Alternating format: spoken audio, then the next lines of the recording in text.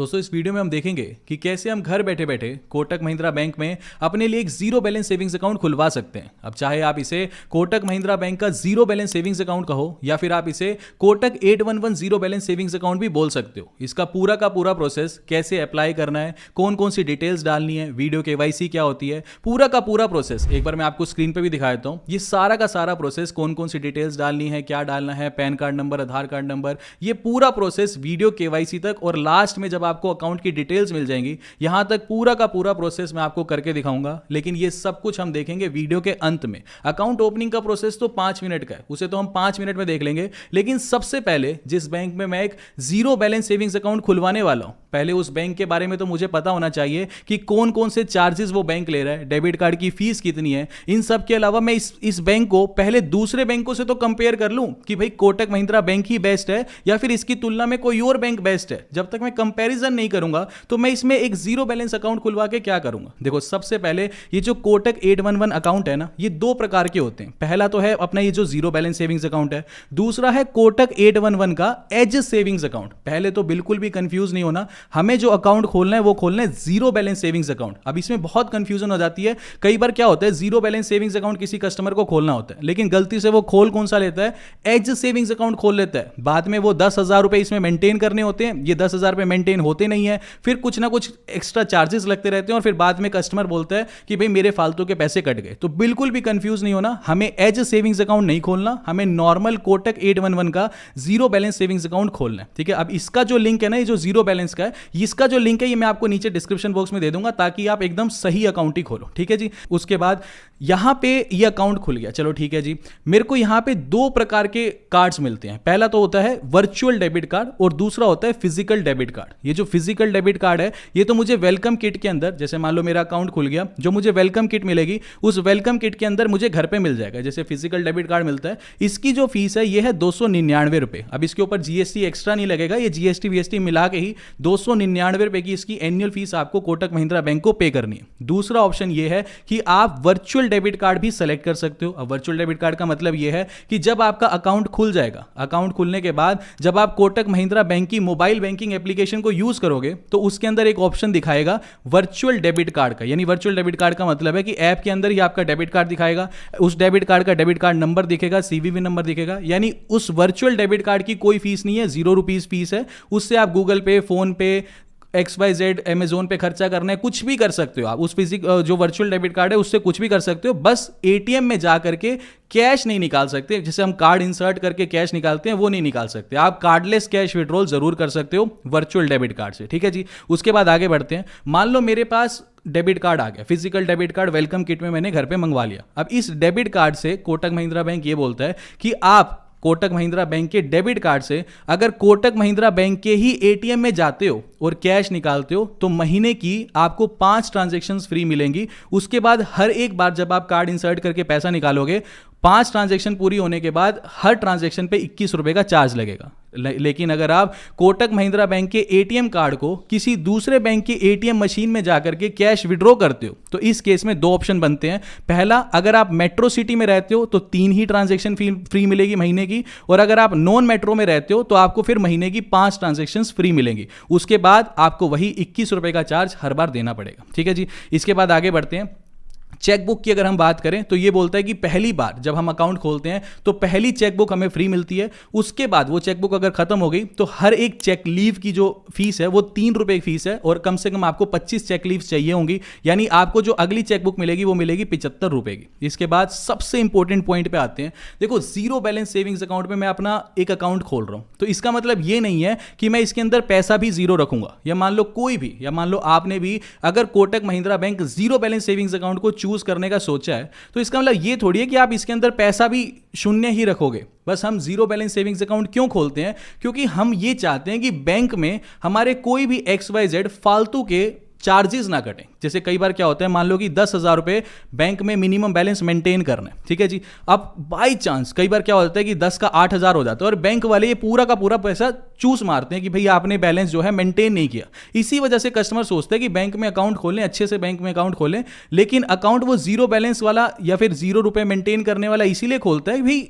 पैसा तो उसे रखना है, लेकिन वो सोचता है भी फालतू का पैसा ना कटे मेरा कि भाई मेंटेन नहीं हुआ, पैसा कम हो गया, ये हो गया। इन चक्रों से बचने के लिए वो जीरो बैलेंस सेविंग्स अकाउंट को खोलता है। लेकिन पैसा तो वो रखेगा, पैसा रखेगा तो उसके लिए सबसे जरूरी ये भी है कि ब्याज कितना मिलेगा। तो सेविंग्स अकाउंट में जो हम पैसा रखेंगे उस पर हमें 3.5% का रेट ऑफ इंटरेस्ट मिलेगा, और फिक्स डिपॉजिट में मैं जो पैसा रखूंगा तो 1 साल की एफडी करवाने पर मुझे 7.25% का rate of interest Kotak Mahindra bank offer करेगा। और सबसे इंपॉर्टेंट चीज भी यही है भाई कितना रेट ऑफ इंटरेस्ट मुझे मिलेगा एफडी के ऊपर।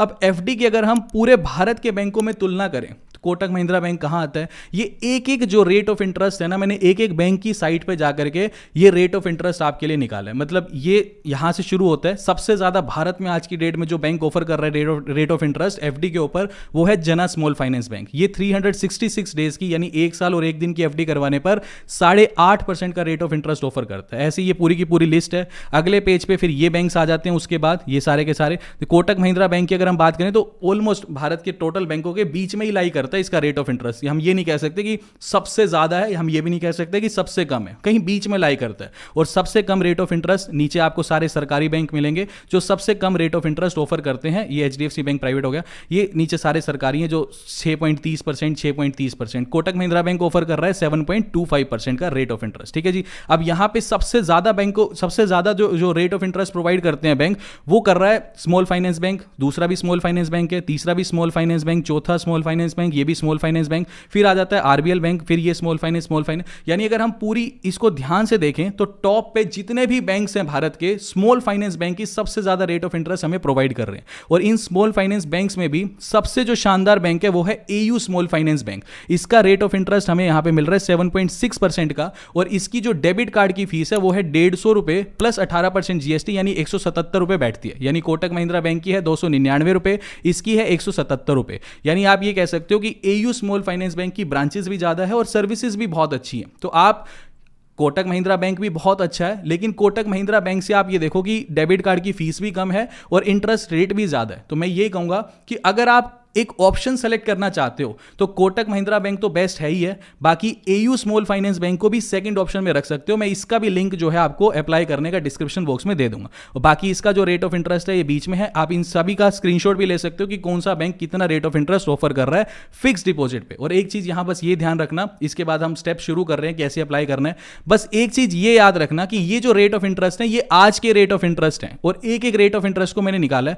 हो सकता है भविष्य में रेट ऑफ इंटरेस्ट चेंज भी हो जाए, हो सकता है आप 6 महीने बाद ये वीडियो देख रहे हो उस time rate of interest change भी हो जाए। लेकिन एक चीज ये याद रखना कि जो ये सीरीज है ना, मतलब मान के चलो कि हर बैंक ने 50.5% रेट ऑफ इंटरेस्ट बढ़ा दिए, तो तब भी जना स्मॉल फाइनेंस बैंक चांसेस है 99% कि ये फर्स्ट नंबर पे ही रहेगा, जना स्मॉल फाइनेंस बैंक। तो ऐसा नहीं है भाई, रेट ऑफ इंटरेस्ट में चेंज जरूर आ सकता है, लेकिन ये जो सीरीज है ना बैंकों की, पहले पे कौन है, दूसरे पे कौन है, तीसरे पे कौन है, चौथे पे कौन है, इनमें ज्यादा चेंजेस आने के चांसेस कम है। तो इस चीज का थोड़ा सा आप ध्यान रखना। बाकी ये रेट ऑफ इंटरेस्ट एक एक करके जो हमने निकाले इसमें बड़ी मेहनत लगती है, तो अगर आपको मतलब जरा सा भी वैल्यू एडिशन हो रहा है नॉलेज का आपकी लाइफ में, तो प्लीज इस वीडियो को लाइक जरूर करना ताकि हमें भी एक मोटिवेशन मिले। बाकी अभी स्टार्ट करते हैं भी कोटक महिंद्रा बैंक का जो ये पूरा प्रोसेस है अप्लाई करने का, ये एक बार मैं आपको पूरा का पूरा समझा देता हूं। अब यहां पर जो अप्लाई करने का लिंक है वो मैंने आपको नीचे डिस्क्रिप्शन बॉक्स में दे दिया है। जैसे उस लिंक पर आप क्लिक करोगे आपके सामने कुछ ऐसा इंटरफेस दिखाई देगा। यहां पर सबसे पहले आपको अपना मोबाइल नंबर एंटर करना है। मोबाइल नंबर वही डालना जो भी आप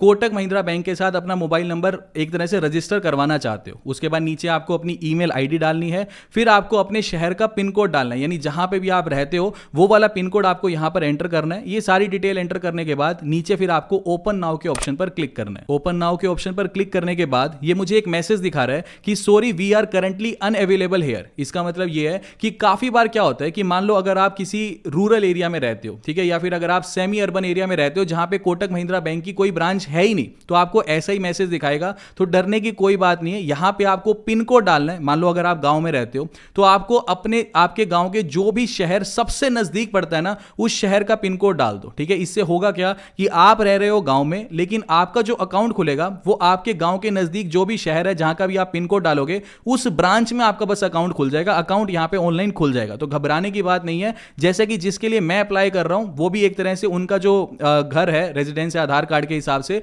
वो रूरल एरिया है, तो मैंने भी बिल्कुल उससे बिल्कुल नजदीक जो शहर बैठता है वहां का मैंने यहां यहाँ पे पिन कोड डाल दिया। जैसे ही मैं वहां का पिन कोड डालूंगा उसके बाद ये हमें नेक्स्ट पेज पर ले जाएगा। यहां पर सबसे पहले मेरे से पैन कार्ड नंबर पूछ रहा है और उसके बाद नीचे आधार कार्ड नंबर पूछ रहा है। तो जो भी पैन कार्ड नंबर है वो डाल दीजिए और आधार कार्ड नंबर को हम यहां पर एंटर कर देंगे। नीचे इस चेकबॉक्स को सेलेक्ट करेंगे और सबसे नीचे फिर हम प्रोसीड टू वेरीफाई के ऑप्शन पर क्लिक कर देंगे। उसके बाद नेक्स्ट पेज पर ये पैन कार्ड का इंटरफेस दिखाएगा। तो यहां पर सिंपली बस एक क्रॉस चेक के लिए दिखा रहा है, तो सिंपली हमें नीचे प्रोसीड के ऑप्शन पर क्लिक करना है। उसके बाद नेक्स्ट पेज पर जो भी मेरा मोबाइल नंबर आधार कार्ड से लिंक है उस मोबाइल नंबर पर वेरिफिकेशन के लिए एक ओटीपी भेजा जाएगा। वो ओटीपी हमें यहां पर एंटर करना है। अब ओटीपी एंटर करने के बाद नेक्स्ट पेज पर ये आपकी जो फोटो है ये ऑटोमेटिकली यहां पे दिखाएगा। आपका नाम दिखाएगा, आपकी डेट ऑफ बर्थ दिखाएगा और जेंडर दिखाएगा। उसके नीचे ये कुछ आपसे कुछ आपकी पर्सनल डिटेल्स पूछ रहा है। जैसे सबसे पहले बोल रहा है कि आप अपना ऑक्यूपेशन सेलेक्ट कर लीजिए। अब ऑक्यूपेशन में अगर आप कहीं पर जॉब करते हो तो सैलरीड सेलेक्ट कर लीजिए, अगर अपना बिजनेस है तो सेल्फ एम्प्लॉयड सेलेक्ट कर लीजिए। अब जिसके लिए मैं अप्लाई कर रहा हूं वो हाउस वाइफ है तो मैं यहां पर होम मेकर का ऑप्शन सेलेक्ट कर लेता हूं।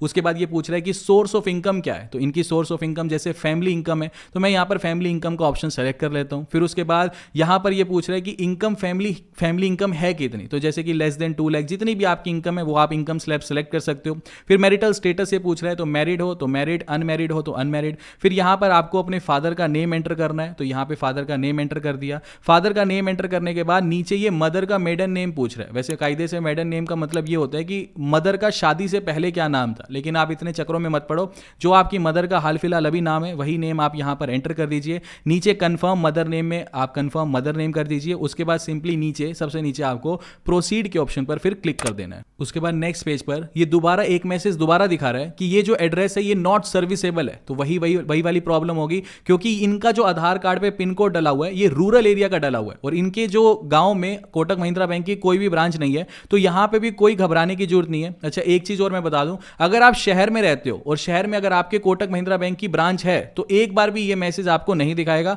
आपका प्रोसेस स्मूथ होता चला जाएगा। और अगर मान लो कोई गांव में रहता है तो ये मैसेज एक बार पहले आया था, एक बार यहां दोबारा दिखा रहा है, तो इसमें घबराने की बात नहीं है। नीचे आपको ऐड न्यू एड्रेस का ऑप्शन दिखा रहा है। इस एड्रेस के अंदर जो भी आपका आधार कार्ड में एड्रेस है सब कुछ सेम टू सेम वो पूरा का पूरा आप एड्रेस डाल दीजिए। लेकिन सबसे नीचे जो पिन कोड का ऑप्शन दिखा रहा है ना, इस पिन कोड में आप अपने जो गांव के सबसे नजदीक जो शहर है वो वाला पिन कोड यहां पे बस आप एंटर कर देना। उसके बाद सिंपली नीचे फिर आपको प्रोसीड के ऑप्शन पर क्लिक करना है। प्रोसीड के ऑप्शन पर क्लिक करने के बाद नेक्स्ट यहां पे दिखा रहा है ऐड नॉमिनी का ऑप्शन। नॉमिनी का सिंपली मतलब यह है कि अगर अकाउंट होल्डर को इन केस कभी भी कुछ भी हो जाता है तो जिसे भी नॉमिनी बनाया है बैंक उसे सारा का सारा पैसा बहुत आसानी के साथ दे देता है। तो यहां पे दो ऑप्शन दिखा रहा है, ऐड नॉमिनी नाउ, और ये दूसरा ऑप्शन दिखा रहा है I will do it later. तो हमें नॉमिनी अभी ऐड करना है तो मैं यहां पे पहले ऑप्शन को सिलेक्ट कर लेता हूं। पहला ऑप्शन सेलेक्ट करने के बाद यहां पे सबसे पहले पूछ रहा है कि नॉमिनी का नाम क्या है, जिसे भी आप नॉमिनी बनाना चाहते हो उसका नाम क्या है। फिर नॉमिनी का आपके साथ क्या रिलेशनशिप है, जैसे जिसका मैं नॉमिनी बना रहा हूं तो ये हस्बैंड है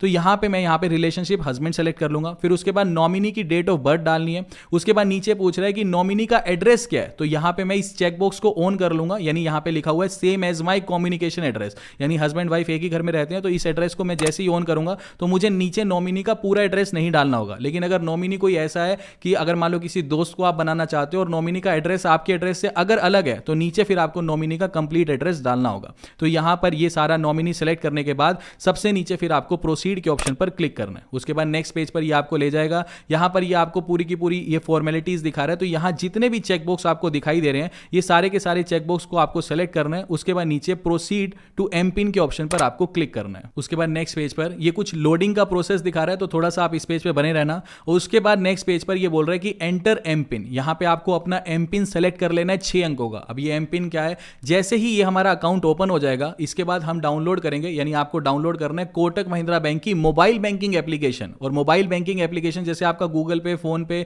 ये चीज होती है, वैसे कोटक महिंद्रा बैंक की भी मोबाइल बैंकिंग एप्लीकेशन है। वहां पे आपको आपका डेबिट कार्ड, आपका बैंक बैलेंस कितना है वो सारी की सारी डिटेल्स दिखेंगी। तो उसको लॉग इन करने का ये पासवर्ड है जिसे एम पिन बोला जाता है। तो 6 अंकों का कोई भी आप पासवर्ड सेलेक्ट कर सकते हो और जो आप पासवर्ड ऊपर लिखोगे दोबारा नीचे री एंटर कर देना। री एंटर करने के बाद नीचे फिर आप कंफर्म एम पिन के ऑप्शन पर क्लिक कर देना। उसके बाद नेक्स्ट पेज पर ये मैसेज मैसेज आएगा कि एम पिन जो है आपका सक्सेसफुली सेट हो चुका है। फिर उसके बाद नेक्स्ट पेज पर ये कुछ ऐसा इंटरफेस आपको दिखाएगा। तो सिंपली नीचे आपको प्रोसीड के ऑप्शन पर क्लिक करना है। प्रोसीड के ऑप्शन पर क्लिक करने के बाद नेक्स्ट पेज पर सक्सेसफुली आपका अकाउंट ओपन हो चुका है। यहां पर आपके अकाउंट से रिलेटेड सारी डिटेल्स ये शो कर रहा है, जैसे कि CRN नंबर क्या है, अकाउंट नंबर क्या है, IFSC कोड क्या है और UPI ID क्या है। ये सारी की सारी डिटेल्स आपको शो कर रहा है।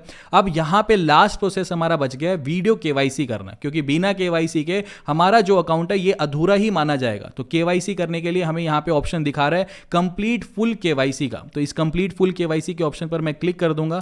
इस ऑप्शन पर क्लिक करने के बाद कुछ ऐसा इंटरफेस मेरे आगे दिखाई देगा। उसके बाद यहां से जो है ये KYC का ऑप्शन दिखा रहा है और कोटक महिंद्रा बैंक का जो एक एम्प्लॉय है वो मेरे सामने आ जाएगा। ये कोटक महिंद्रा बैंक का जो एम्प्लॉय है ये मतलब एक तरह से मेरे से रिक्वेस्ट कर रहा था कि आपको जो है अपना original pan card Kotak Mahindra bank के जो एम्प्लॉय हैं उन्हें शो करना है, एक फिजिकल मतलब ब्लैंक पेपर पर सिग्नेचर उन्हें करके दिखाने हैं और आपकी जो फोटो है वो कैप्चर करेंगे। तो ये सारी चीजें आप रेडी रखना, यानी एक पेन और पेपर अपने साथ रेडी रखना, ओरिजिनल पैन कार्ड अपने साथ रखना। ये सारा का सारा जो वीडियो KYC का जैसे ही प्रोसेस कंप्लीट हो जाएगा, यानी आपकी KYC कंप्लीट हो चुकी है और घर बैठे बैठे कोटक महिंद्रा बैंक में एक जीरो बैलेंस सेविंग्स अकाउंट आपका ओपन हो चुका है। दोस्तों, अगर आपको ये वीडियो जरा सी भी इंफॉर्मेटिव लगी तो प्लीज इस वीडियो को लाइक और चैनल को सब्सक्राइब जरूर करना। मिलते हैं आपसे अगली वीडियो में। अभी के लिए this is the end of the video. Thanks for listening and thank you all.